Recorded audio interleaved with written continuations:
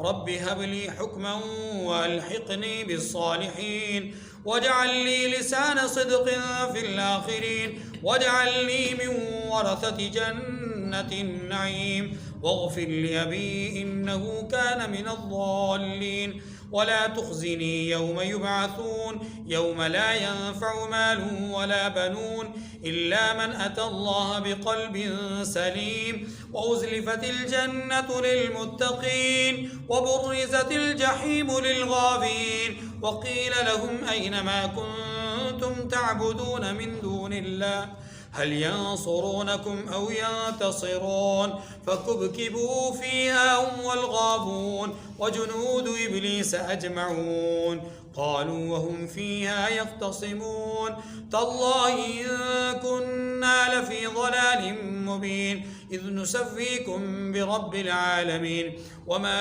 أضلنا إلا المجرمون فما لنا من شافعين ولا صديق حميم فلو أن لنا كرة فنكون من المؤمنين إن في ذلك لآية وما كان أكثرهم مؤمنين وإن ربك لهو العزيز الرحيم صدق اللہ العظیم۔ سورۃ الشعراء کی آیت نمبر 69 سے آیت نمبر 104 تک 36 آیات آپ کے سامنے تلاوت ہوئی۔ ان آیات کریمہ میں اللہ تبارک و تعالی نے دوسرے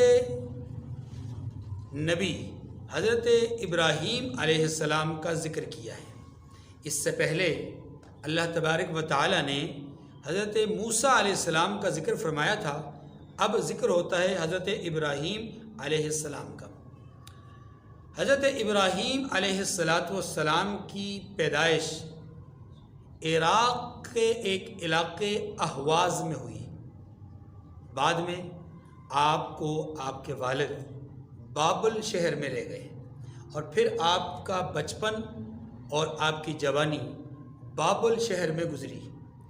یہاں نمرود بن کنعان کی حکومت تھی اور یہ شخص وہ پہلا بادشاہ ہے جس کے سر پر تاج سجایا گیا تھا۔ اس سے پہلے کبھی کسی بادشاہ کے سر پر تاج نہیں رکھا گیا۔ یہ وہ شخص ہے کہ جس نے اس تاج کے گھمنڈ میں آ کر کے لوگوں سے اپنی پوجا کروائی ہے۔ اس زمانے میں لوگ کئی طرح کے معبودوں کو پوجتے تھے۔ سورج کو الگ معبود بنا رکھا تھا، چاند اور ستاروں کو الگ معبود سمجھا جاتا تھا۔ ایسے ہی آگ کی بھی پوجا کی جاتی تھی اور وقت کے بادشاہ نمرود کو بھی لوگ پوجتے تھے۔ یہ اس زمانے کا مذہبی حال ہے۔ بت پرستی اس زمانے میں عام تھی۔ حضرت ابراہیم علیہ السلام کو اللہ تبارک و تعالی نے شرف نبوت سے نوازا۔ آپ علیہ السلام اولو العزم جلیل القدر 4 پیغمبروں میں سے ایک ہیں۔ حضرت محمد صلی اللہ علیہ وسلم، حضرت ابراہیم علیہ السلام، حضرت موسیٰ علیہ السلام اور حضرت عیسیٰ علیہ السلام، یہ 4 نبی ہیں جن کو اولو العزم جلیل القدر انبیاء کہا جاتا ہے۔ ابراہیم علیہ السلام بائی نیچر فطرتاً مہمان نواز تھے اور انتہا درجے کے مہمان نواز تھے، یہاں تک کہ آپ کو اس مہمان نوازی کی بنیاد پر ابو الضیفان کے لقب سے نوازا گیا یا پکارا گیا، یاد کیا جاتا رہا ہے کہ آپ مہمان نوازی کرنے والے ہیں۔ آپ علیہ السلام کو یہ خصوصیت حاصل ہے کہ اللہ نے آپ کے بعد جتنے بھی نبی مبعوث فرمائے، جتنے بھی رسول دنیا میں تشریف لائے آپ کی بعثت کے بعد، وہ سارے ابراہیم علیہ السلام کی اولاد میں سے ہیں۔ ابراہیم علیہ السلام کے 2 مشہور بیٹے، بڑے بیٹے کا نام اسماعیل، چھوٹے بیٹے کا نام اسحاق۔ اسماعیل علیہ السلام کی اولاد میں سے جناب رحمۃ للعالمین صلی اللہ علیہ وسلم اور اسحاق علیہ السلام کی اولاد میں سے کم و بیش 4000 یا ایک تاریخی روایت کے مطابق 18,000 نبی مبعوث ہوئے۔ دنیا کے بڑے بڑے بادشاہ وہ بھی ابراہیم علیہ السلام کی اولاد میں سے ہوئے ہیں، جیسا کہ حضرت سلیمان علیہ السلام، حضرت داؤد علیہ السلام، یہ صرف بادشاہ نہیں تھے بلکہ اللہ نے انہیں شرف نبوت سے بھی نواز رکھا تھا، اور یہی دنیا کے وہ 2 باپ بیٹا بادشاہ ہیں کہ جو بادشاہ بھی تھے اور نبی بھی تھے۔ ان کے علاوہ کوئی نبی ایسے نہیں ہوئے کہ جو دنیا میں دنیاوی اعتبار سے بادشاہ ہوں، ورنہ حقیقتاً ہر نبی اپنے زمانے کا بادشاہ ہوتا ہے، علمی اعتبار سے، عملی اعتبار سے، شان و شوکت کے اعتبار سے۔ ابراہیم علیہ السلام کا تذکرہ قرآن مجید میں 56 بار آیا ہے، اور ابراہیم علیہ السلام کے حوالے سے واقعات کو قرآن پاک نے 10 مقامات پر بیان فرمایا ہے، 10 مختلف مقامات پر مختلف واقعات کو بیان کیا ہے۔ ابراہیم علیہ السلام کی تقریباً 24 دعائیں قرآن مجید میں موجود ہیں، جس میں ان کی طرف سے آخری نبی کے اپنی اولاد میں مانگنے کا تصور بھی ہے، دعا کی قبولیت کا بھی ذکر ہے، نماز کی اقامت یا نماز کے اوپر استقامت کی دعا بھی ذکر ہے، بہترین رزق کی فراوانی کی یا بہترین رزق کی ملنے کی آرزو اور تمنا بھی ہے، امن اور سکون حاصل کرنے کی آرزو اور دعا بھی ہے، اور اپنی اولاد کی تربیت اور نیک صالح بنائے جانے کی دعا اور تمنا آرزو بھی ہے، جس میں جنت بھی ہے، جس میں اپنی بیوی کے نیک اور صالح اور اپنی اولاد کے اچھا ہونے کی دعائیں بھی موجود ہیں۔ گویا 24 کے قریب دعائیں حضرت ابراہیم علیہ السلام کی قرآن مجید میں موجود ہیں، اور قرآن پاک میں سب سے زیادہ جس نبی کی دعاؤں کو قرآن نے ذکر کیا ہے وہ جناب ابراہیم علیہ السلام ہے، اور ابراہیم علیہ السلام کا سارا تذکرہ توحید کے ثبوت کے لیے اور شرک کی تردید کے لیے ہے۔ ابراہیم علیہ السلام نے جتنے واقعات قرآن پاک میں بیان ہوئے ہیں ان تمام واقعات میں تردید شرک بہت زیادہ کی ہے۔ یہی وجہ ہے کہ آپ کو شرک کی تردید کرنے کی بنیاد پر اور بتوں کی پوجا سے لوگوں کو روکنے کی بنیاد پر، بتوں کی مخالفت کرنے کی بنیاد پر آپ کو آگ نمرود میں ڈالا گیا ہے، اور آپ کو بہت ستایا گیا، یہاں تک کہ آپ کو آپ کے والد نے دھمکی دی، اے ابراہیم لئن لم تنتہی لأرجمنک، اگر آپ باز نہیں آئیں گے تو میں آپ کو پتھر برسوں گا اور میں آپ کو گھر سے نکال دوں گا۔ پھر باپ نے ایسا کیا بھی کہ گھر سے نکال دیا۔ ابراہیم علیہ السلام پھر عراق سے، بابل سے ہجرت کر کے پھر آپ ارض شام فلسطین تشریف لے گئے، اور یہ سارے واقعات قرآن پاک میں جا بجا موجود ہیں۔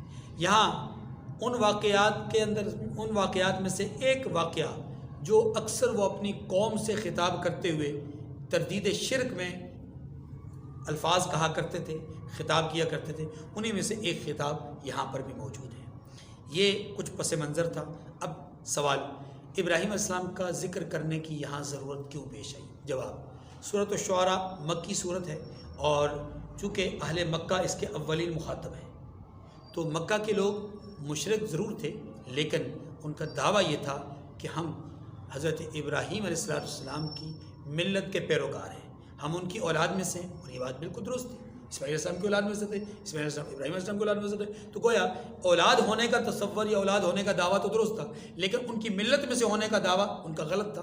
قرآن پاک نے اسی کی تردید کے لیے کہ اے مشرکو، تم سمجھتے ہو کہ تم اولاد ابراہیم میں سے ہو، تو ابراہیم علیہ السلام تو ما کان ابراہیم یہودیا ولا نصرانیا ولکن کان حنیفا مسلما وان ابراہیم کان امۃ قانتا للہ حنیفا ولم یکن من المشرکین وما کان من المشرکین۔ دوسرے مقام پر آیا ابراہیم علیہ السلام کے بارے میں تو قرآن یہ تعارف کرواتا ہے کہ ابراہیم تو حنیف تھے، انی وجہت وجہی للذی فطر السماوات والارض حنیفا وما انا من المشرکین وکیف اخاف ما انتم تشرکون بہ۔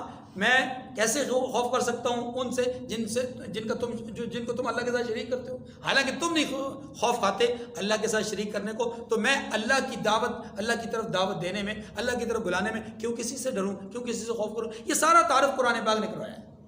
اس سارے تعارف کا بتانے کا مقصد یہ ہے کہ مشرکین کا دعویٰ یہ تھا کہ ہم ملت ابراہیمی کے پیروکار ہیں۔ اللہ پاک نے اس رکوع کے اندر ان 36 آیات میں یہ بتلایا ہے کہ ابراہیم علیہ السلام کا نظریہ، ان کی سوچ، ان کی فکر، ان کی دعوت کیا تھی، اور تمہارا عمل اور کردار کیا ہے۔ تمہارا عمل اور کردار ان کی سوچ اور دعوت کے ساتھ میچ نہیں کرتا۔ اس کا، تمہارے عمل کا، کردار کا ان کی دعوت کے ساتھ کوئی تعلق نہیں ہے۔ لہٰذا اس عدم اتحاد کی وجہ سے، عدم یگانگت کی وجہ سے تم اور ہو، وہ اور تھے، بس یہ بتانا مقصود ہے۔ تمہارا دعویٰ یہ ہے کہ ہم ملت ابراہیمی کے پیروکار ہیں، تم وہ کچھ نہیں کر رہے جو ابراہیم علیہ السلام کی دعوت تھی۔ اب سوال یہ ہے کہ ابراہیم علیہ السلام کی دعوت جو تھی اس پر عمل پیرا کون ہے، تم یا تم جن کی مخالفت کر رہے ہو؟ یہ بھی ایک قسم کا گویا کہ ایک دعوت کا انداز تھا کہ تم تو حمایت نہیں کر رہے، تم تو مطابقت نہیں اختیار کر رہے ابراہیم علیہ السلام کی دعوت کی۔ اب جو مطابقت اختیار کر رہے ہیں ان کا نام ہے محمد صلی اللہ علیہ وسلم اور ان کی جماعت صحابہ اکرام۔ لہٰذا ملت ابراہیمی کے پیروکار تم نہیں، یہ ہیں۔ نتیجہ یہ نکلا کہ تم ملت ابراہیمی کے پیروکار نہیں ہو، بلکہ ابراہیم علیہ السلام کی ملت کے پیروکار کون ہیں؟ یہ لوگ۔ اب دیکھیے، وَاتْلُ عَلَيْهِمْ نَبَأَ إِبْرَاهِيمَ، اور ان کو یعنی مشرکین کو ابراہیم کا حال پڑھ کر سنا دیجیے۔ کیا حال ہے؟ اذ قال لأبیہ وقومہ ما تعبدون، جب انہوں نے اپنے والد اور اپنی قوم کے لوگوں سے کہا کہ تم کس چیز کو پوجتے ہو۔ دو باتیں سمجھیے گا۔ پہلی بات یہ سمجھیے گا، ابراہیم علیہ السلام نے اپنی قوم اور والد سے کہا۔ یہاں دو رائے امت میں پائی جاتی ہے، اس امت میں دو رائے پائی جاتی ہے۔ ایک وہ لوگ ہیں جو سمجھتے ہیں کہ یہاں باپ سے مراد چچا ہے، ابراہیم علیہ السلام کے والد مراد نہیں، چچا مراد ہے۔ حالانکہ قرآن مجید نے آدھی درجن سے زائد بار اس لفظ کا ذکر کیا ہے۔ قرآن کو کیا ضرورت پڑی تھی کہ ایک چچا کو باپ بنا کر کے پیش کرتا، لیکن لوگوں کا خیال یہ کہ یہ چچا مراد ہے، والد مراد نہیں ہے۔ لیکن جمہور سوات اعظم کا یہ موقف ہے کہ اس سے مراد ابراہیم علیہ السلام کے والد، ان کا نام آزر تھا، اور قرآن پاک نے اس کو ذکر کیا ہے، وَإِذْ قَالَ إِبْرَاهِيمُ لِأَبِيهِ آزَرَ، ساتویں پارے کے اندر سورۃ الانعام کے اندر قرآن پاک نے باقاعدہ ان کے والد کا نام ذکر کیا ہے۔ اس لیے ایک موقف یہ ہے کہ اس سے مراد چچا، اور دوسرا موقف یہ ہے کہ اس سے مراد والد، لیکن ہمارے نزدیک ترجیح والد والے قول کو اس لیے ہے کہ قرآن پاک نے بغیر کسی وجہ کے چچا کو والد کہنے کی وجہ نہیں ہے، لہذا ہم اس کو حقیقت کو چھوڑ کر مجاز کو اختیار کرنا ناپسندیدہ سمجھتے ہیں۔ ہاں، جہاں کوئی قرینہ موجود ہو، دلیل موجود ہو مجاز کو اختیار کرنے کی، تو پھر ٹھیک ہے۔ مجاز کو اختیار کرنے کی کوئی دلیل اور قرینہ موجود نہیں، لہذا ہم حقیقت کو ہی قبول کریں گے کہ یہاں مراد والد ہی ہیں۔ ایک بات۔ دوسری بات، ما تعبدون، تم کس چیز کو پوجتے ہو؟ اب یہاں بظاہر کیا معلوم ہوتا ہے؟ ابراہیم علیہ السلام کیا کر رہے ہیں؟ سوال کیا کر رہے ہیں؟ پوچھ رہے ہیں کہ تم کس چیز کو پوجتے ہو، لیکن حقیقت سمجھیے گا یہ سوال نہیں ہے، یہ سوال ہے، یہ ہے خود سے ترجمہ پڑھنے میں اور بات کو سمجھنے کا فرق۔ خود سے ترجمہ پڑھیں گے تو ترجمہ یہی ہے، تم کس چیز کو پوجتے ہو، لیکن جب آپ اس کی گہرائی کی طرف جائیں گے تو پھر آپ کو پتہ چلے گا یہ سوال نہیں ہے، بلکہ یہ حقارت مراد ہے۔ کیا کر رہے ہو تمہیں؟ کیا ہو گیا ہے؟ کتنی نکمی چیزیں ہیں جن کو تم پوجا کر رہے ہو۔ یعنی گویا کہ یہ ان کی حقارت بیان کر رہے ہیں، یہ ان سے سوال نہیں کر رہے، کیونکہ سوال کرنے کا مقصد تو یہ تھا کہ خود سوال تو تب کیا جاتا ہے جب کسی چیز کا علم نہ ہو، کسی چیز کے بارے میں جاننا مقصود ہو۔ تو ابراہیم علیہ السلام تو جانتے تھے کہ یہ نکمی چیزیں ہیں، بیکار چیزیں ہیں، عبث چیزیں ہیں، لایانی چیزیں، چاہے وہ نمرود کی صورت میں ہو، چاہے بتوں کی صورت میں ہو، سورج کی صورت میں ہو، چاند کی صورت میں ہو، ستاروں کی صورت میں ہو، آگ کی صورت میں ہو، کسی بھی چیز کی صورت میں ہو، ان کو پوجنا بیکار، نکما اور لایانی اور عبث قسم کا کام ہے۔ ابراہیم علیہ السلام سوال نہیں کر رہے، بلکہ ابراہیم علیہ السلام ان کی حقارت کو بیان کر رہے ہیں۔ بعض اوقات کسی چیز کے بارے میں پوچھنے کا مقصد اس کے متعلق آگاہی حاصل کرنا نہیں ہوتا، بلکہ اس چیز کی حقارت اور تذلیل کرنا مقصود ہوتا ہے۔ یہاں پر وہی کیا ہے۔ اب قالوا نعبد اصناما فنظل لها عاکفین، یہ جواب بتلاتا ہے کہ ابراہیم علیہ السلام نے حقارت کے لیے لفظ استعمال کیا ہے۔ جواب کیا ہے؟ جواب یہ دیکھیں، جب آپ کسی کو غلط راستے سے سختی کے ساتھ روکتے ہیں، سختی کے ساتھ ڈانٹ کر کے، سخت الفاظ کہہ کر کے، سخت رویہ اختیار کر کے، تو بہت دفعہ ایسا ہوتا ہے کہ وہ غلط کام کرنے والا اپنی غلطی پر پختگی کا اظہار کرتا ہے، ڈٹ کر کھڑا ہو جاتا ہے اور آپ کی مخالفت کرتا ہے۔ یہی کام انہوں نے کیا ہے۔ اگر ابراہیم علیہ السلام سوال کرتے تو وہ نرمی سے جواب دیتے کہ یہ ہمارے معبود ہیں، ہمارے بت ہیں، ہمارے الہ ہیں، ہمارے خدا ہیں، ہمارے یہ ہیں۔ نہیں، انہوں نے کیا کہا؟ نعبد اصناما فنظل لها عاکفین، ہم بتوں کو پوجتے ہیں اور ان کی پوجا پر قائم ہیں، یعنی ڈٹے ہوئے ہیں، ثابت قدم ہیں۔ یہ جملہ بتلاتا ہے کہ ابراہیم علیہ السلام کا سوال نہیں تھا، ابراہیم علیہ السلام کی طرف سے حقارت تھی، اور اسی حقارت کا جواب انہوں نے سختی سے دیا۔ قال هل يسمعونكم اذ تدعون، اب جب وہ اپنے موقف پر پختہ نظر آئے تو ابراہیم علیہ السلام نے بھی پھر اب حقارت کے ساتھ ساتھ ان کو پہلے تو معبودان باطلہ کی تذلیل کی، اب جو عبادت کرنے والے لوگ ہیں ان کی عقل اور فہم اور ان کی ادراک اور ان کے شعور پر ماتم کرنے کے لیے یا ماتم کروانے کے لیے یہ الفاظ کہے، هل يسمعونكم اذ تدعون، ذرا بتاؤ تو صحیح، کیا وہ تمہاری آواز کو سنتے ہیں؟ تم جو اتنے ڈٹ کے کھڑے ہو، بھلا کبھی انہوں نے تمہاری کوئی بات سنی بھی ہے؟ اللہ اکبر۔ او ينفعونكم او يضرون، یا تمہیں کچھ فائدہ دے سکتے ہیں یا دیتے ہیں، یا نقصان پہنچا سکتے ہیں، پہنچاتے ہیں۔ مطلب یہ کہ ان کی طرف سے کوئی نفع نقصان کا بھی کوئی معاملہ ہوتا ہے کہ نہیں ہوتا؟ قالوا بل وجدنا آباءنا كذلك يفعلون، یہ مضبوط سے مضبوط تر دلیل ہے ان کے پاس۔ وہ دلیل کیا ہے؟ انہوں نے کہا نہیں جی، سنتے نہیں ہیں، نفع نقصان نہیں دیتے، لیکن ہم نے اپنے باپ داداؤں کو اسی طرح کرتے دیکھا ہے، ہم بھی اسی طرح کرتے رہیں گے۔ قال افرأيتم ما كنتم تعبدون انتم وآباؤكم الاقدمون، ابراہیم علیہ السلام نے اس جملے کے جواب میں یہ ارشاد فرمایا کہ تم نے دیکھا، یعنی تم کیا سمجھتے ہو، تم کیا سمجھتے ہو کہ جن کو تم پوچھتے رہے ہو، تم بھی اور تمہارے اگلے باپ دادا بھی، وہ میرے دشمن ہیں، فإنهم عدو لی، وہ میرے دشمن ہیں۔ یعنی کیا مطلب؟ ان کا میرا راستہ الگ ہے، الا رب العالمین، ہاں مگر میری دوستی، میرا تعلق میرے رب کے ساتھ ہے، میرا تعلق ان کے ساتھ نہیں ہے۔ یا جن کو یہ پوچھتے ہیں، تم پوچھتے ہو، ان کے ساتھ میرا مطلب یہ بت، یہ معبودان باطلہ، ان سے میرا کوئی تعلق، میری کوئی نسبت نہیں ہے۔ میری نسبت، میرا تعلق کامل طور پہ کس کے ساتھ ہے؟ اللہ کے ساتھ۔ اللہ کون ہے؟ اللہ کیسا ہے؟ اللہ کیا کرتا ہے؟ اللہ کے اوصاف کیا ہے؟ اللہ کی قدرتیں کیا ہیں؟ اللہ نے مجھے کیا دیا ہے؟ اللہ میرے ساتھ کیا بہیو کرتا ہے؟ مجھے اللہ کے ساتھ کیا تعلق اختیار کرنا چاہیے؟ میری نسبت اپنے رب کے ساتھ کیا ہونی چاہیے؟ اس کا بیان ہے آیت نمبر 78 سے۔ اللہ پاک کی صفات کو ابراہیم علیہ السلام نے پہلے بیان کیا، وہ 5 طرح کی صفات ہیں، 5 صفات نہیں، 5 طرح کی صفات ہیں جنہیں ابراہیم علیہ السلام نے بیان فرمایا، اور پھر اس کے بعد پروردگار دو عالم کے سامنے اپنی التجائیں رکھی ہیں، دعائیں کی ہیں، فریاد کی ہے، اور اس کا ذکر یہاں اگلی آیات کریمہ میں ہمارے سامنے آئے گا۔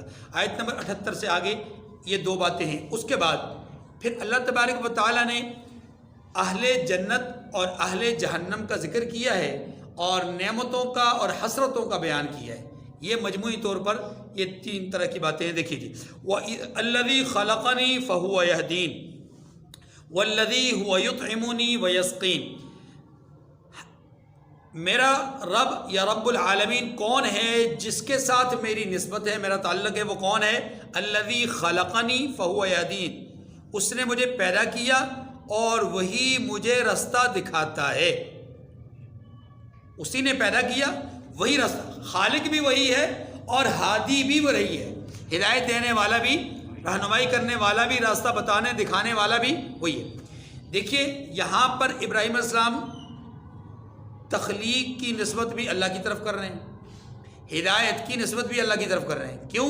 اس لیے کہ یہ سراپا قدرتی صفات ہیں، اور قدرت صرف اللہ کی ہے، اللہ کے سوا کسی اور کی۔ پہلی طرح کی صفات تخلیق اور ہدایت، دوسری طرح کی صفات والذی هو یطعمنی ویسقین، کھلانا پلانا، خورد و نوش۔ پہلی طرح کی صفات کیا ہے؟ پیدا کرنا، رہنمائی کرنا۔ پیدا کرنے کے ساتھ ساتھ رہنمائی دونوں طرح کی ہے، دنیاوی دینی، جس کو ہم روحانی اور جسمانی رہنمائی کہتے ہیں۔ یعنی مجھے جسمانی طور پہ پرورش کرنے والا، پروان چڑھانے والا وہی اللہ، اور میری روحانی طور پہ ترقی کرنے والا بھی وہی اللہ۔ پیدا بھی اسی نے کیا، میری رہنمائی بھی وہی کر رہا ہے، دینی دنیاوی اعتبار سے۔ اب اگلی بات، دوسری قدرت یا دوسری طرح کی صفات کیا بیان ہوئی؟ والذی هو یطعمنی ویسقین، وہی ذات ہے جو مجھے کھلاتا اور پلاتا ہے۔ مانا کھلانا پلانا، خورد و نوش بھی اس نے اپنے ذمہ لیا ہے، یہ بھی قدرت ہے۔ اب اگلی تیسری صفت، تیسری طرح کی صفت فرمایا وَإِذَا مَرِضْتُ فَهُوَ يَشْفِينِ، بیماری اور شفا، بیماری اور، لیکن یہاں انداز بدل گیا ہے۔ بہت اہم ترین نقطے کی طرف آپ کی توجہ دلانا چاہتا ہوں، یہاں انداز بدل گیا ہے۔ یہاں یوں نہیں کہا کہ والذی مرضنی فہو یشفین، وہ ذات جس نے مجھے بیمار بنایا پھر مجھے شفا دی، یوں نہیں کہا، بلکہ کیا کہا؟ وَإِذَا مَرِضْتُ، جب میں بیمار ہوتا ہوں تو وہ مجھے شفا دیتا ہے۔ مفسرین نے بڑا نقطہ لکھا ہے، فرمایا انسان جن اذیتوں اور تکلیفوں میں بیماری کی صورت میں مبتلا ہوتا ہے، ان بیماریوں کے پیچھے اکثر و بیشتر انسان کی بے احتیاطی ہوتی ہے۔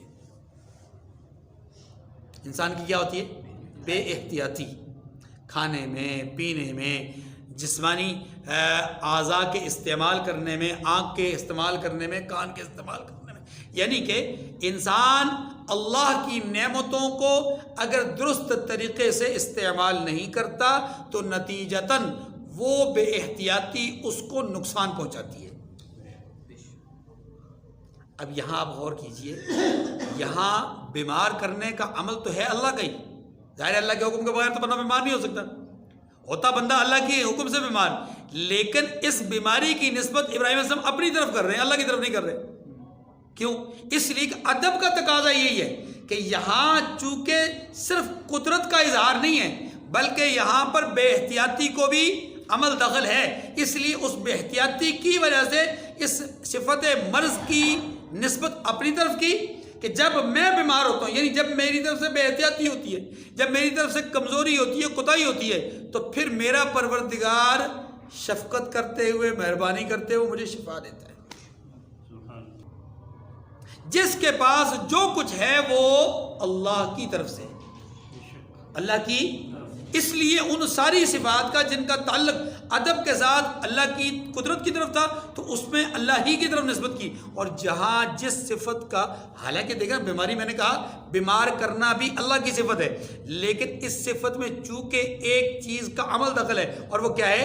انسان کی اپنی کمزوری، کوتاہی، بے احتیاطی، اس لیے اس کی نسبت کسی طرف کی۔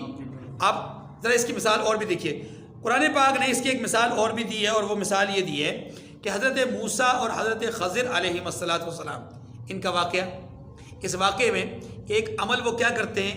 حضرت خضر ایک کشتی کو عیب دار بنا دیتے ہیں، حالانکہ کیا تو اللہ کے حکم سے، وہ اللہ کے حکم سے، لیکن اس میں چونکہ ظاہراً عیب ہی عیب تھا تو اس عمل کی نسبت خضر علیہ السلام نے اپنی طرف کی ہے، چونکہ عیب تھا نا، فَأَرَدْتُ أَنْ أَعِيبَهَا، میں نے چاہا کہ میں اس میں عیب کروں، عیب پیدا کروں، لیکن دوسری طرف جب ایک گرتی ہوئی دیوار کو ہاتھ لگا کر کے سیدھا کرتے ہیں، کام تو یہاں پر بھی خضر علیہ السلام نے کیا، لیکن یہاں اس کی نسبت اپنی طرف نہیں کرتے بلکہ اس کی نسبت کیا کرتے ہیں؟ فَأَرَادَ رَبُّكَ أَن يَبْلُغَا، تیرے رب نے چاہا کہ وہ بچے بالغ ہو جائیں تو تب جو ہے ان کو ان کا خزانہ مل جائے۔ یا چونکہ ایک غیبی بات تھی، ایک قدرت، خاص طور پہ قدرت کا اظہار تھا، تو اس لیے اس کی نسبت ادباً کس کی طرف کی؟ اللہ کی طرف کی، اور جہاں عیب کی بات تھی وہاں نسبت کس کی طرف کر دی؟ وَإِذَا مَرِضْتُ فَهُوَ يَشْفِينِ، جب میں بیمار ہوتا ہوں، بے احتیاطی کرتا ہوں تو وہ مجھے شفا دے۔ اب شفا خالصتاً قدرت ہے، اس لیے اس کی نسبت اللہ کی طرف کی۔ چوتھی طرح کی صفات، والذی یمیتنی ثم یحیین، موت و حیات کی صفت، یہ بھی قدرت اللہ کی ہے۔ والذی اطمع ان یغفر لی خطیئتی یوم الدین، پانچویں طرح کی صفت یہ ہے کہ وہ ذات رب العالمین ہے جس سے میں امید رکھتا ہوں کہ قیامت کے دن میرے گناہ بخشے گا، یعنی معاف کرنے والا، معاف پیدا کرنے والا، رہنمائی کرنے والا، ایک طرح کی صفت۔ دوسرا کھلانے پلانے والا۔ تیسرا بیماری میں شفا دینے والا۔ نمبر 4 موت و حیات کا مالک۔ اور نمبر 5 گناہوں کے معاف کرنے کی طاقت اور قوت، یہ صرف اللہ کے پاس ہے، رب العالمین کے پاس۔ یہ صفات کسی اور کے پاس ہو ہی نہیں سکتی۔ رب حب لی حکما والحقنی بالصالحین، 5 طرح کی صفات بیان کر کے ابراہیم علیہ السلام اللہ تبارک و تعالیٰ کے بارے میں 5 طرح کی صفات بیان کر کے اب کیا کرتے ہیں؟ اللہ تبارک و تعالیٰ کے ہی دربار میں، اس رب کے دربار میں جس کی انہوں نے 5 صفات بیان کی، اب اپنی فریاد رکھتے ہیں۔ وہ فریاد کیا ہے؟ پہلے نمبر پہ ربی حبلی حکما والحقنی بالصالحین، 2 باتیں ہیں۔ پروردگار مجھے علم و دانش عطا فرما اور نیکوکاروں میں شامل فرما۔ یہاں علم و حکمت سے مراد کیا ہے؟ یہاں پر اگر یوں کہا جائے کہ اس سے مراد نبوت ہے تو یہ بات درست نہیں ہے۔ اس لیے نہیں درست کہ ابراہیم علیہ السلام تو نبی پہلے سے تھے، نبی تھے تو قوم کو دعوت دے رہے ہیں، نبی تھے تو یہ ساری بات کر رہے ہیں، تعارف کروا رہے ہیں، قوم کے سامنے خطاب کر رہے ہیں، نبوت تو ملی ہوئی تھی۔ تو اب نبوت مانگنے کا کیا مطلب ہے؟ معلوم یہ ہوا کہ یہاں پر نبوت نہیں مانگی جا رہی بلکہ نبوت میں ترقی مانگی جا رہی ہے۔ نبوت نہیں مانگی جا رہی بلکہ وصف نبوت تو پہلے سے موجود ہے، اب نبوت میں ترقی مانگی جا رہی ہے، اور یہی ترقی ہے جس کو ہم علم سے تعبیر کرتے ہیں کہ انبیاء علیہ السلام کے کمالات وہ علمی ہوتے ہیں، عملی نہیں ہوتے۔ تو ابراہیم علیہ السلام یہاں پر اپنے علم میں اضافے کی دعا کر رہے ہیں، جیسا کہ اللہ نے اپنے حبیب صلی اللہ علیہ وسلم سے فرمایا، محبوب کہیے رب زدنی علما، اے اللہ میرے علم میں اضافہ فرما۔ تو یہ علم میں اضافے کی دعا ہے، رب حبلی حکما، اے اللہ میرے علم میں اضافہ فرما۔ دوسری دعا والحقنی بالصالحین، اور نیکوکاروں میں شامل فرما۔ آپ غور کیجئے، یہ وہ دعا ہے، یہ وہ جملہ ہے۔ کون ہے ابراہیم علیہ السلام؟ نبی، اور نبی میں سے کون سے نبی؟ جلیل القدر نبی، 4 اولو العزم پیغمبروں میں سے ایک، لیکن پھر بھی کہتے ہیں اللہ مجھے نیکوکاروں میں شامل فرما۔ یاد رکھیے امام شافعی رحمۃ اللہ علیہ کا ایک مشہور شعر ہے عربی میں کہ احب الصالحین ولست منہم، میں صالحین سے محبت کرتا ہوں، میں خود صالح نہیں ہوں، میں خود صالح، حالانکہ ہمارے جیسے کروڑوں پیدا ہو جائیں تو وہ امام شافعی رحمۃ اللہ علیہ کے مقابلے میں کچھ نہیں، ان کا علم، ان کا زہد، ان کا ورع، ان کا تقوی، لیکن اپنی کسر نفسی کے طور پر، اپنے اس مقام کی بنیاد پر جس مقام پہ وہ کھڑے ہیں، وہ سمجھتے ہیں کہ ابھی میرا مقام بہت نیچے ہے، میرا مقام اس سے بھی اونچا ہونا چاہیے۔ یہی مقربین الہی کا خاصہ ہوتا ہے، جو اللہ کے نیک بندے ہوتے ہیں ان کا خاصہ یہی ہوتا ہے کہ وہ جتنا بلند ہوتے جاتے ہیں اتنا اپنے آپ کو پست سمجھتے ہیں۔ کیوں؟ اس سے ڈرتے ہیں کہ کہیں ایسا نہ اوپر سے پٹخ دیا جائے،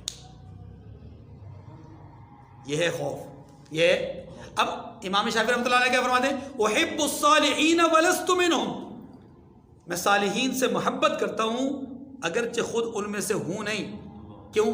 آگے وجہ بیان کرتے ہیں، لعل اللہ یرزقنی صلاحا، شاید کہ اللہ مجھے بھی نیک لوگوں میں شامل کر لے۔ اللہ اکبر۔ ابراہیم علیہ السلام کہتے ہیں پروردگار مجھے نیک لوگوں میں شامل فرما۔ سورہ یوسف میں حضرت یوسف علیہ السلام کی دعا ہے کہ پروردگار مجھے صالحین میں شامل فرمانا۔ اس کا مطلب یہ ہوا کہ یہ وہ دعا ہے جو انبیاء علیہ السلام اپنے لیے مانگتے رہے۔ اب یہ ایسی ہی دعا ہے کہ جس کو ہم سورہ فاتحہ والی اس دعا کے تناظر میں دیکھ سکتے ہیں، اہدنا الصراط المستقیم۔ نماز میں کھڑے ہو کے پڑھتے ہیں نا، اہدنا الصراط، اے اللہ سیدھے راستے پہ چلا۔ کیا نماز سیدھا راستہ نہیں ہے نا؟ تو پھر اس میں کھڑے ہو کے دعا مانگنے کا کیا مطلب ہے؟ اس دعا کے مانگنے کا مطلب یہ، یا اللہ اگر میرے سیدھے راستے پہ چلنے میں کہیں کوئی کوتاہی کمزوری ہے اسے دور فرمانا، اور اگر کمزوری کوتاہی نہیں ہے، تو سمجھتا ہے کہ میں درست راستے پہ ہوں، میں بالکل فٹ راستے پہ ہوں، اے اللہ پھر مجھے استقامت نصیب فرمانا۔ ابراہیم علیہ السلام مانگ رہے ہیں کہ اللہ مجھے نیک لوگوں میں شامل فرما۔ یہ مانگنا اس بات کی علامت ہے کہ اللہ مجھے نیک بنایا ہے، تو اللہ نیک ہی رکھنا، نیک ہی۔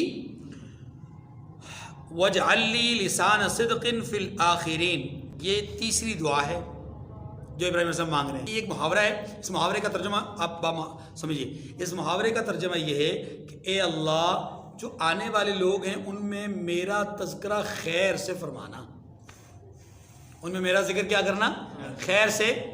بڑی کمال دعا ہے۔ کوئی آدمی دنیا سے چلا جاتا ہے، جب کوئی آدمی، حدیث میں آتا ہے، اس کا مفہوم ہے کہ جب کوئی آدمی دنیا سے چلا جاتا ہے تو اس کے دنیا سے جانے کے بعد اگر پیچھے والے لوگ اس کا تذکرہ خیر کے ساتھ کر رہے ہو نا، تو یہ اس بات کی گواہی ہوتی ہے کہ اللہ بھی اس کے ساتھ خیر کا معاملہ کریں گے۔ کئی لوگ ہوتے ہیں ہمارے محلے میں، ہماری آبادی میں کئی لوگ ہوتے ہیں جو دنیا سے چلے جاتے ہیں، ان کا تذکرہ ہی کوئی نہیں کرتا۔ اگر کہیں ذکر ہو جائے، ہاں یار ٹھیک ہے اچھے بندے تھے، چلے گئے دنیا سے، بس کچھ نہ بولو۔ یہ اس کا مطلب یہ ہے کہ بولنے والا کچھ چھپا رہا ہے، پردہ ڈال رہا ہے۔ لیکن ایک وہ بندہ ہے کہ جس سے بھی تذکرہ کریں تو وہ کہتا ہے یار نہیں، بندہ بڑا کمال تھا، بہت نیک آدمی تھا، بہت اچھا آدمی تھا۔ مثال کے طور پر ہماری اس مسجد میں ایک بزرگ تھے، ملک اعجاز صاحب۔ جتنے بھائی ان کے ساتھ یہاں انہوں نے وقت گزارا ہے، آپ ان کے سامنے تذکرہ کیجئے، ابھی دیکھیں فوراً صاحب اور خالد صاحب نے فوراً سر ہلایا اور بڑے زور سے سر ہلایا۔ تو اس کا مطلب یہ ہے کہ ایک ایسا آدمی جو دنیا سے چلا جائے اور اس کے لیے تذکرہ خیر کا ہوتا رہے، تو یہ اس کے جنتی ہونے کی اور اللہ کی طرف سے خیر پانے کی نشانی ہے۔ ابراہیم علیہ السلام گویا ایسی ہی دعا کر رہے ہیں کہ پروردگار بعد میں آنے والے لوگوں کی زبان پر میرے لیے خیر کے کلمات کہلوانا۔ گویا اس بات کی علامت ہے کہ ابراہیم علیہ السلام دعا مانگ رہے ہیں کہ پروردگار میرے لیے جنت کے فیصلے فرما دینا۔ وَاجْعَلْنِي مِنْ وَرَثَةِ جَنَّةِ النَّعِيمِ، اور مجھے نعمت کی جنتوں کے وارثوں میں کر دے، یعنی مجھے جنت کا وارث بنا دے۔ اور یہ دعا مانگتے رہنے چاہیے۔ نمبر 5 وَاغْفِرْ لِأَبِي إِنَّهُ كَانَ مِنَ الضَّالِّينَ، اور میرے والد کو بخش دے کہ وہ گمراہوں میں سے ہے۔ اس بات کو ذرا سمجھیے، یہ سمجھنے والی بات ہے۔ ابراہیم علیہ السلام کے والد کا نام آزر، یا بقول ایک دوسرے فریق کے ان کے والد کا نام طارق تھا، اور آزر ان کے چچا تھے۔ قرآن پاک نے حضرت ابراہیم علیہ السلام کے والد کو مشرک قرار دیا ہے۔ اب وہ والد تھے یا چچا تھے، دونوں صورتوں میں سمجھیے ابراہیم علیہ السلام یہاں دعا اسی کے لیے کر رہے ہیں جو قرآن میں موجود ہے نا، اسی کے لیے ابراہیم علیہ السلام دعا کر رہے ہیں۔ کیا دعا مانگ رہے ہیں؟ کہ پروردگار تھے تو وہ گمراہوں میں سے، میرے والد مشرکین میں سے تھے، لیکن ان کی مغفرت فرما دیجیے۔ یہ بات سمجھ آ گئی؟ اب جب اتنی بات سمجھ میں آ گئی تو اب سوال سمجھیے۔ سوال یہ ہے کہ مشرک اگر یقینی طور پہ پتہ ہو کہ کوئی آدمی کفر کی حالت میں مر گیا ہے، شرک کی حالت میں مر گیا ہے، اس کے لیے دعائیں مغفرت کرنا جائز ہے؟ نہیں جائز۔ قرآن پاک نے سختی سے منع کیا ہے، قرآن پاک نے منع کیا ہے۔ سورۃ توبہ میں کہا ہے ما کان للنبی والذین آمنوا ان یستغفروا للمشرکین ولو کانوا اولی قربی، اگرچہ وہ انتہائی قریب ترین رشتہ دار ہوں، ان کے لیے دعائیں مغفرت اب نہیں کر سکتے۔ تو جب قرآن پاک منع کر رہا ہے تو پھر ابراہیم علیہ السلام کیوں دعا مانگ رہے ہیں مشرک باپ یا چچا کے لیے مغفرت کی؟ جواب اس کا ایک تو یہ ہے کہ ابراہیم علیہ السلام نے اپنے والد کے لیے اللہ سے پہلے سے وعدہ کر رکھا تھا، اللہ والد کے سامنے، کہ اے ابو، جب ابو نے، والد نے، یا اس شخص نے جس کو والد قرآن پاک نے کہا ہے، جب ان سے کہا کہ لَأَرْجُمَنَّكَ، میں آپ پر پتھر برساؤں گا، آپ کو یہاں سے نکال دوں گا، آپ کو ماروں گا، تو اس وقت ابراہیم علیہ السلام نے اس شخص کے اس دعوے پر کیا جواب دیا تھا؟ لَأَسْتَغْفِرَنَّ لَكَ، میں آپ کے لیے اپنے رب سے استغفار اور بخشش مانگوں گا۔ یہ ابراہیم علیہ السلام نے ان سے وعدہ کیا، اور یہ وعدہ کے الفاظ ہیں۔ جب ابراہیم علیہ السلام نے وعدہ کر لیا تو اب ابراہیم علیہ السلام چونکہ نبی تھے، اور نبی کبھی بھی وعدے کی خلاف ورزی نہیں کرتے۔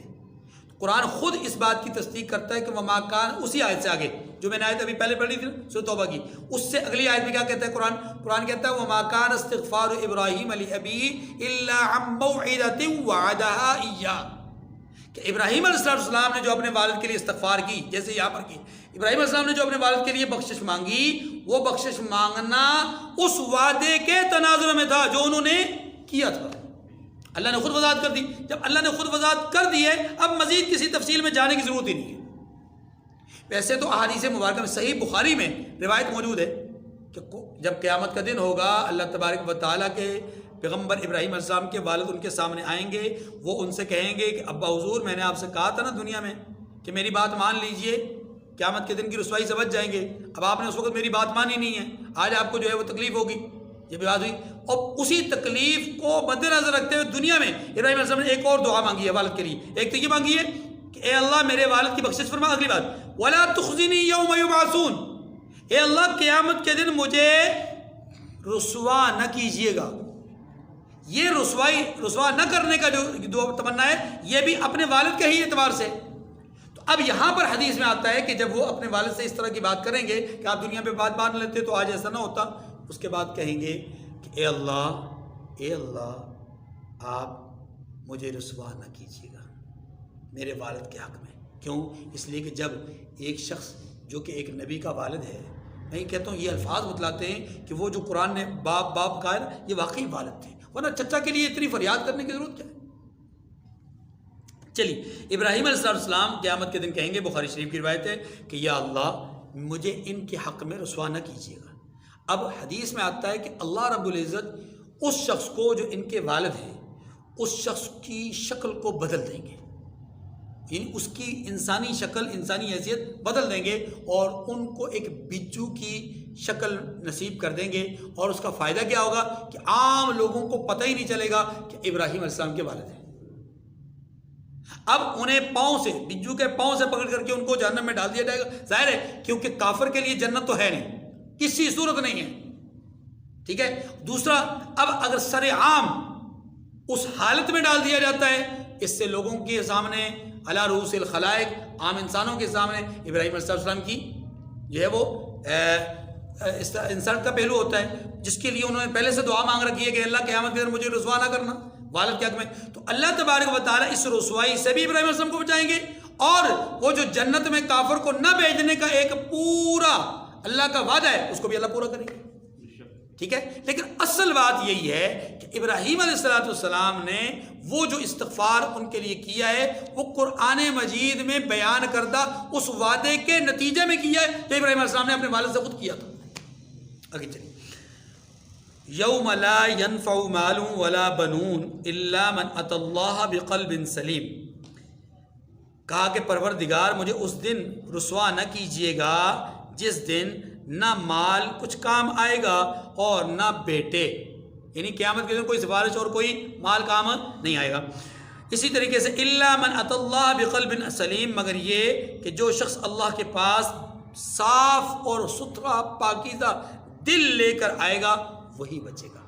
معنی یہ کہ مال اور دولت کام نہیں آئے گی، بلکہ صاف ستھرا دل کام آئے گا۔ وَأُزْلِفَتِ الْجَنَّةُ لِلْمُتَّقِينَ وَبُرِّزَتِ الْجَحِيمُ لِلْغَاوِينَ، یہاں پر کہا جا رہا ہے وَأُزْلِفَتِ الْجَنَّةُ لِلْمُتَّقِينَ وَبُرِّزَتِ الْجَحِيمُ لِلْغَاوِينَ، کہ جنت کو جنت پرہیزگاروں کے قریب کر دی جائے گی اور دوزخ گمراہوں کے سامنے لائی جائے گی۔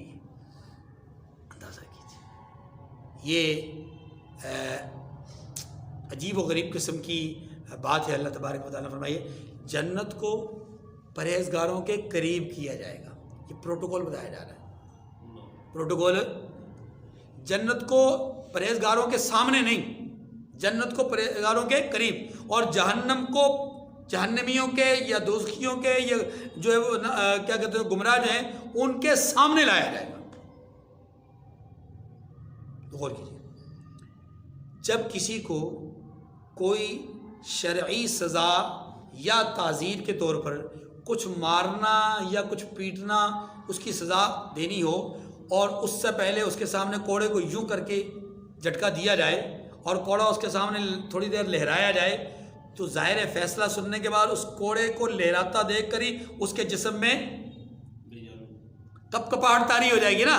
اللہ تبارک و تعالیٰ نے یہاں پر جہنم میں بھیجے جانے کا فوری ذکر نہیں کیا، بلکہ فرمایا جہنمیوں کو، دوزخیوں کو، گمراہیوں کو گمراہوں کو اللہ تبارک و تعالیٰ فیصلہ ہو چکنے کے بعد اللہ ان کو ستانا شروع کر دے گی، تکلیف ان کو وہیں سے شروع ہو جائے گی، جہنم میں جائیں گے نہیں، جہنم میں جانے سے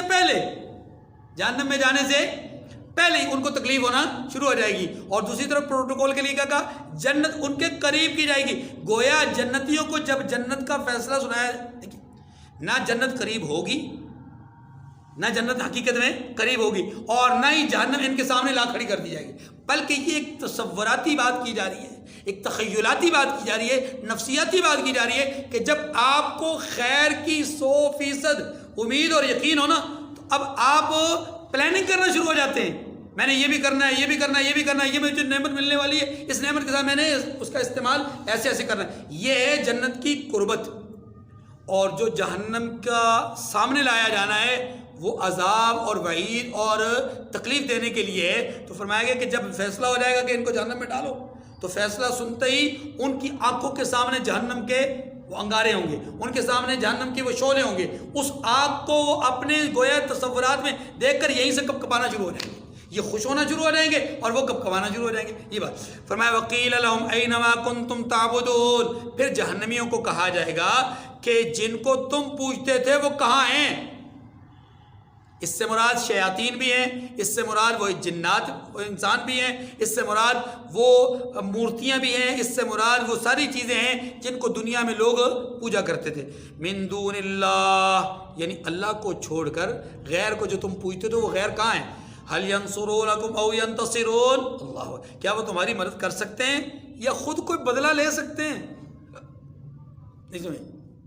دو باتیں، کیا تمہاری کوئی مدد کر سکتے ہیں؟ چلے تمہاری مدد نہیں کرتے، اپنے آپ کو بچانے کے لیے کوئی بدلہ لے سکتے ہیں؟ نہیں، کیونکہ قرآن پاک کہتا ہے یا ایھا الذین آمنوا قوا انفسکم واہلیکم نارا وقودها الناس والحجارۃ علیہا ملائکہ، لوگوں خود کو اور اپنے اہل و عیال کو جہنم سے بچاؤ۔ کس جہنم سے؟ اس جہنم سے کہ جس کا ایندھن انسان اور پتھر ہوں گے۔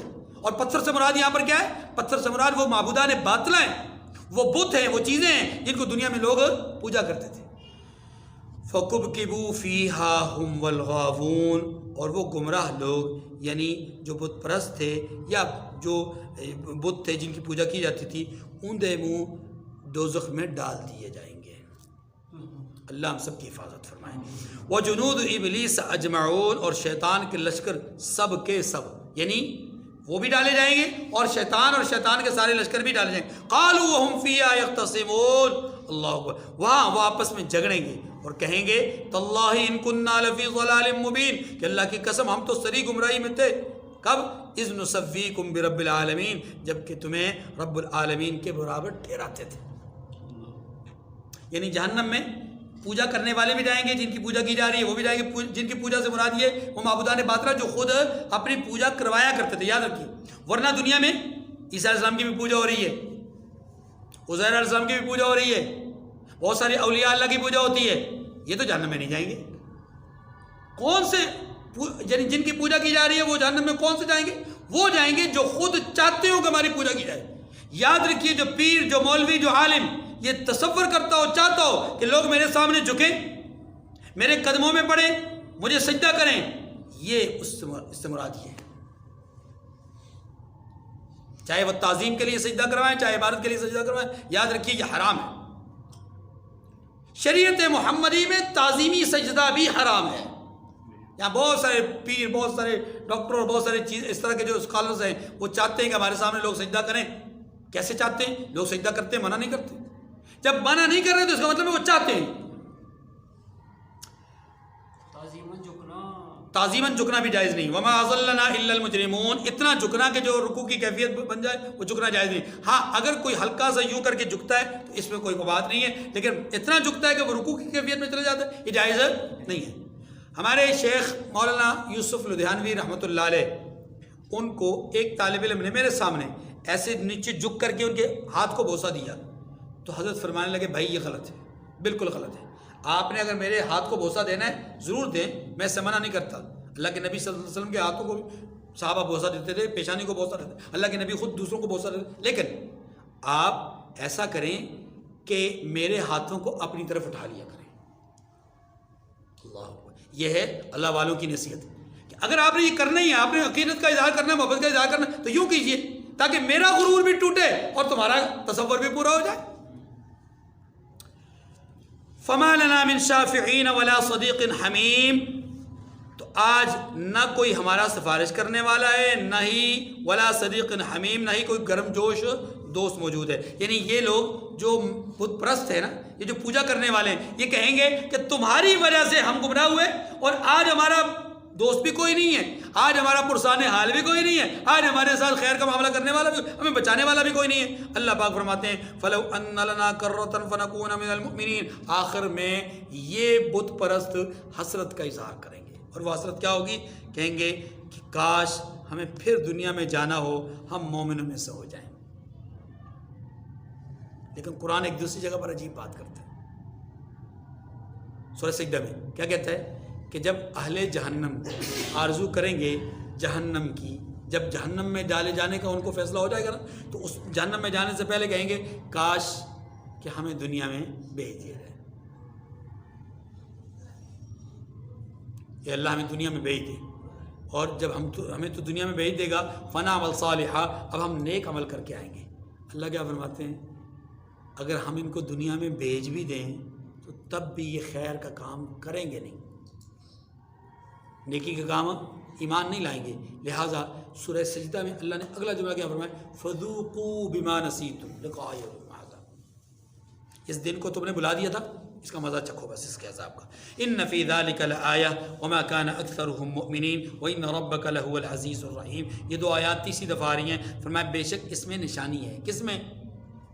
اس تذکرے میں اور اس کے نتیجے میں نشانی ہے، اور اکثر لوگ ایمان لانے والے نہیں ہیں، اور تمہارا پروردگار تو غالب ہے اور مہربان ہے۔ اللہ چاہے تو فیصلہ فوراً کر لے، لیکن اللہ فوراً فیصلہ کر نہیں رہا، یہ صرف اور صرف اس کی صفت رحیمیت کی وجہ سے ہے۔ وآخر الدعوانا الحمد للہ رب العالمین۔